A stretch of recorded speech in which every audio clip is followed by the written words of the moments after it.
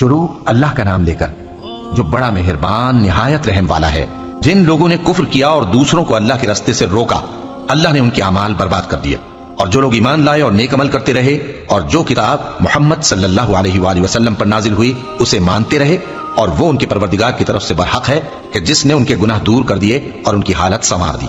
یہ اعمال کی بربادی اور اصلاح حال اس لیے ہے کہ جن لوگوں نے کفر کیا انہوں نے جھوٹی بات کی پیروی کی، اور جو ایمان لائے وہ اپنے پروردگار کی طرف سے دین حق کے پیچھے چلے۔ اسی طرح اللہ لوگوں سے ان کے حالات بیان فرماتا ہے۔ بس جب تم کافروں سے بھیڑ جاؤ تو ان کی گردنیں اڑا دو، یہاں تک کہ جب ان کو خوب قتل کر چکو تو جو زندہ پکڑے جائیں ان کو مضبوطی سے قید کر لو، پھر اس کے بعد یا تو احسان رکھ کر چھوڑ دینا چاہیے یا کچھ مال لے کر، یہاں تک کہ فریق مقابل لڑائی کے ہتھیار رکھ دے۔ یہ حکم یاد رکھو، اور اگر اللہ چاہتا تو اور طرح سے ان سے انتقام لے لیتا، لیکن اس نے چاہا کہ تم میں سے ایک کو دوسرے کے ساتھ ٹکرا کر آزمائے۔ اور جو لوگ اللہ کی راہ میں مارے گئے ان کے اعمال کو وہ ہرگز ضائع نہیں کرے گا، بلکہ ان کو سیدھے رستے پر چلائے گا اور ان کی حالت درست کر دے گا، اور ان کو بہشت میں جس سے ان کو پہلے سے واقف کر دیا ہے داخل کرے گا۔ اے اہل ایمان، اگر تم اللہ کی مدد کرو گے تو وہ بھی تمہاری مدد کرے گا اور تم کو ثابت قدم رکھے گا، اور جو کافر ہیں ان کے لیے ہلاکت ہے، اور اللہ ان کے اعمال کو برباد کر دے گا۔ یہ اس لیے کہ اللہ نے جو چیز نازل فرمائی انہوں نے اس کو ناپسند کیا، تو اللہ نے ان کے اعمال اکارت کر دیے۔ کیا انہوں نے ملک میں سیر نہیں کی تاکہ دیکھتے کہ جو لوگ ان سے پہلے تھے ان کا انجام کیسا ہوا؟ اللہ نے ان پر تباہی ڈال دی، اور اسی طرح کا عذاب ان کافروں کو بھی ہوگا۔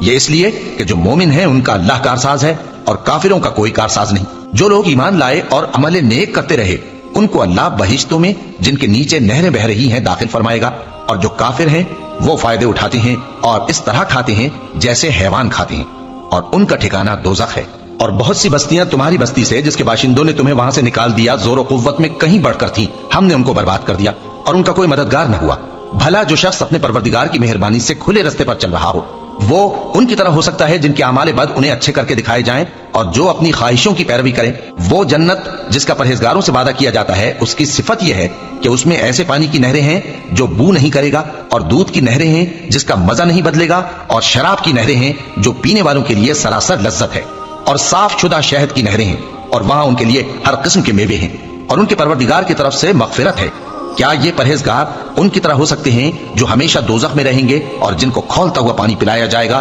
جو ان کی آنتوں کو ٹکڑے ٹکڑے کر ڈالے گا؟ اور ان میں بعض ایسے بھی ہیں جو تمہاری طرف کان لگائے رہتے ہیں، یہاں تک کہ سب کچھ سنتے ہیں، لیکن جب تمہارے پاس سے نکل کر چلے جاتے ہیں تو جن لوگوں کو علم دین دیا گیا ہے ان سے کہتے ہیں کہ بھلا انہوں نے ابھی کیا کہا تھا؟ یہی لوگ ہیں جن کے دلوں پر اللہ نے مہر لگا رکھی ہے اور یہ اپنی خواہشوں کے پیچھے چل رہے ہیں، اور جو لوگ ہدایت یافتہ ہیں ان کو وہ مزید ہدایت بخشتا ہے اور ان کو پرہیزگاری عنایت کرتا ہے۔